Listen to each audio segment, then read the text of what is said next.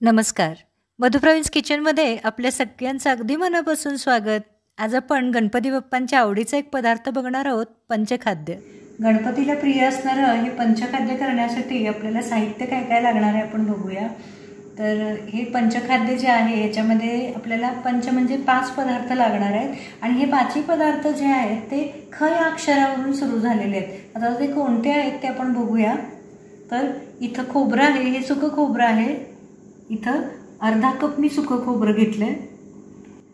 4 मोठ्या खारका मी घेतलेल्या आहेत. तर खारीक मी बी काढून मी त्याचे बारीक तुकडे करून घेतलेले आहेत.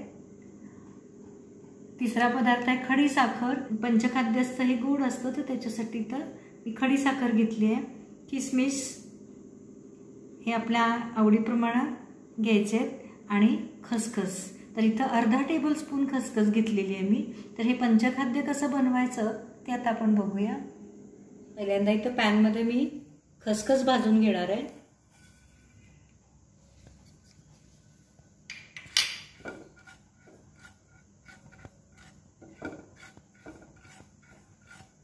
तुम्ही हे पंचखाद्य अगोदरही 2-3 दिवस करून ठेवू शकता.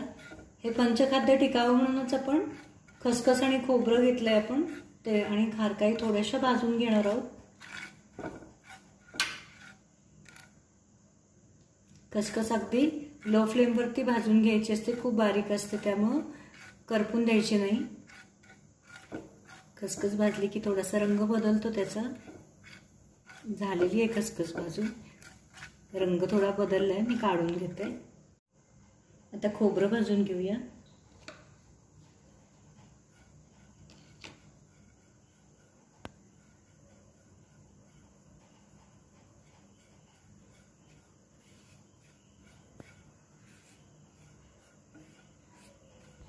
गणपती बाप्पांच्या नैवेद्यासाठी खूप पारंपरिक पदार्थ सुद्धा मी तुम्हाला या अगोदर दाखवलेले आहेत.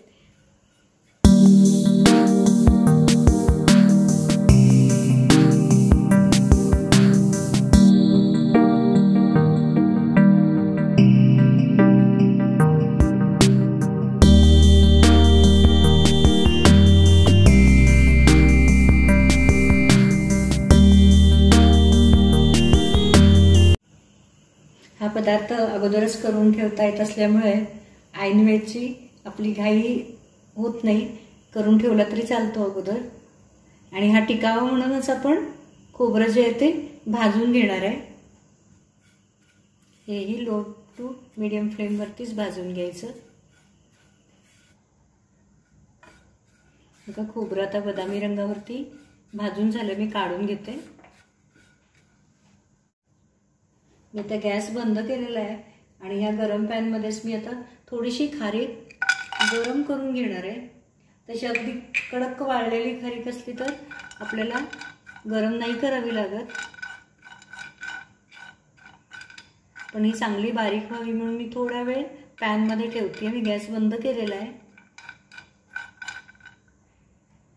तर ही खारीक सुद्धा मी काढून घेते आणि हे सगळे जिन्नस आता आपण थंड व्हायला ठेवणार आहे. खोबरं आणि खसखस थंड झाली. आता आपण एका मिक्सरच्या भांड्यामध्ये घेणार आहोत काढून.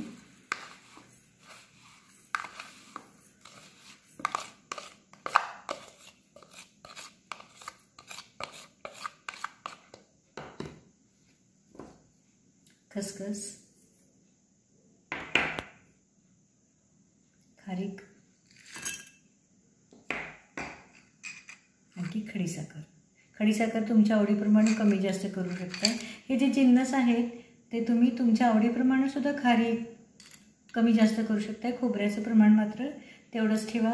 खडीसाखर सुद्धा तुमच्या आवडीप्रमाणे कमी जास्त करा. आता हे मी वाटून घेणार आहे मिक्सरवरती. बघा छान बारीक झालेलं आहे.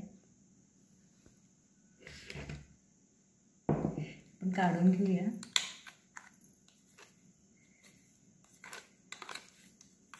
बऱ्याच ठिकाणी हे पंचखाद्याचे जे पदार्थ असतात ते तसेच अखंडही ठेवले जातात, पण मला हे असं बारीक केलेलं जास्त आवडतं. छान लागतं टेस्टला.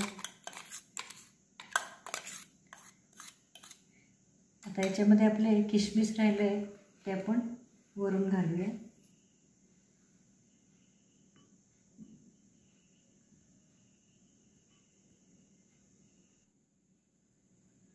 हे किशमिश आहेत ते आपण या पंचखाद्यामध्ये मिक्स करून घेऊया.